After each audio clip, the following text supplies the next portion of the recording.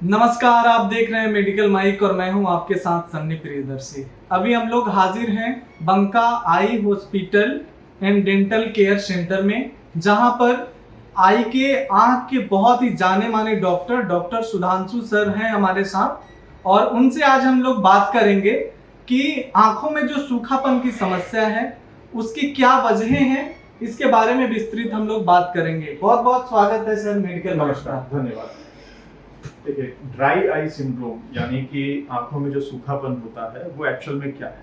हमारी जो आंखें होती हैं उनकी सतह के ऊपर एक आंसुओं की पतली परत होती है जो कि आंख को हमेशा गीला या मॉइस्ट रखने का काम करती है। तो ये आंसू की परत की क्वालिटी या क्वांटिटी दोनों में अगर फर्क आता है तो हमें ड्राई आई सिंड्रोम हो सकता है। अब इस ड्राई आई के कारण क्या होते हैं, तो सबसे पहला कारण तो जैसे जैसे हमारी उम्र बढ़ती है वैसे वैसे आंसू जो बनते हैं आंख में उनकी क्वांटिटी में कमी आ सकती है। तो सबसे पहला और मुख्य कारण तो एजिंग हो सकता है। लेकिन आजकल जो सबसे ज़्यादा समस्या लोग देख रहे हैं वो है इंक्रीज स्क्रीन टाइम।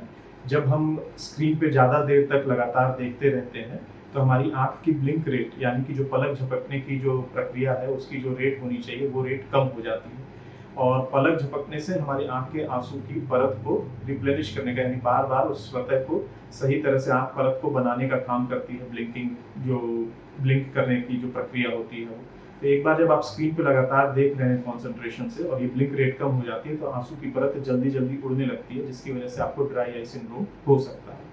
इसके अलावा बहुत सारे और कारण होते हैं, जैसे कि कई तरह की बीमारियां, जैसे गठिया का रोग हो गया या आंख में जो आपकी जो ग्रंथियां होती हैं इनमें कुछ इन्फ्लेमेटरी चेंजेस आ जाते हैं जिसकी वजह से ऐसा हो सकता है। कई बार ड्रग रिएक्शन, हार्मोनल प्रॉब्लम बहुत कॉमन है, स्पेशली फीमेल्स में 40-45 की उम्र के बाद फीमेल्स में ड्राई आई की सिंड्रोम की चांसेस बढ़ जाते हैं हार्मोनल चेंजेस की वजह से।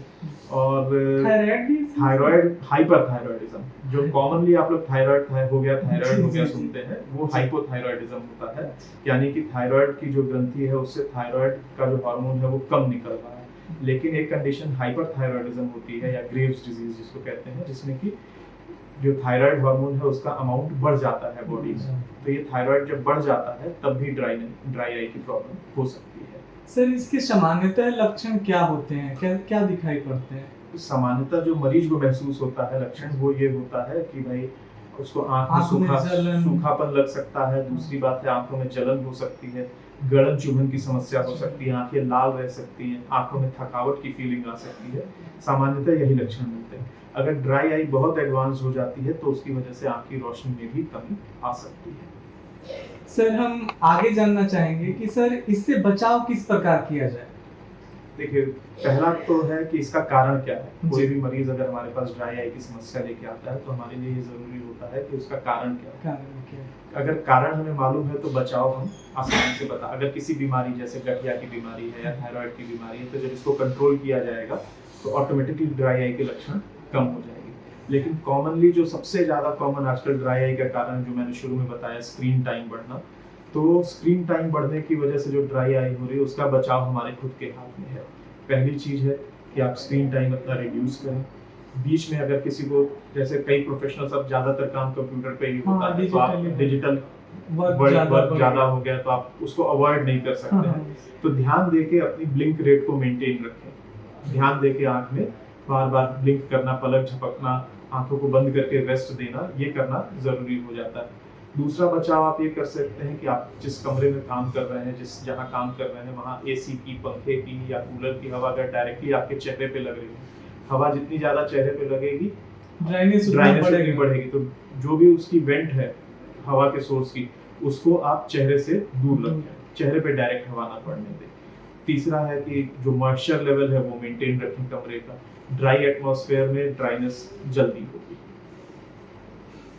सर, इसके इलाज के विषय में भी कुछ आप बताएंगे कि इसका इलाज कितना आसान है और कैसे इसको? देखिए, इसका इलाज काफ़ी आसान है। इलाज में हम लोग पहला जो स्टेज होती है उसमें सिर्फ लुब्रिकेंट ड्रॉप्स होती हैं, कई तरह की आर्टिफिशियल टीयर्स की बॉटल्स होती हैं, वो हम प्रिस्क्राइब करते हैं मरीजों को, जिनकी मदद से आंसू की जो लेयर है वो आँख के ऊपर मेंटेन रहती है। तो जो माइल्ड या मॉडरेट लेवल की ड्राई आई होती है उसमें सिर्फ जो लाइफस्टाइल मॉडिफिकेशन जो मैंने शुरू में अभी बताया वो, प्लस ये आर्टिफिशियल टीयर्स, इतने से मरीज को काफ़ी राहत मिल जाती है।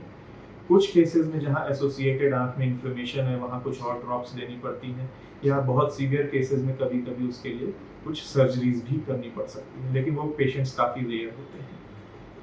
बहुत बहुत धन्यवाद सर हमारे साथ जुड़ने के लिए। धन्यवाद। ऐसे ही खबरों के लिए देखते रहिए मेडिकल माइक। साथ ही हमारे चैनल को लाइक एंड सब्सक्राइब करना न भूलें। धन्यवाद।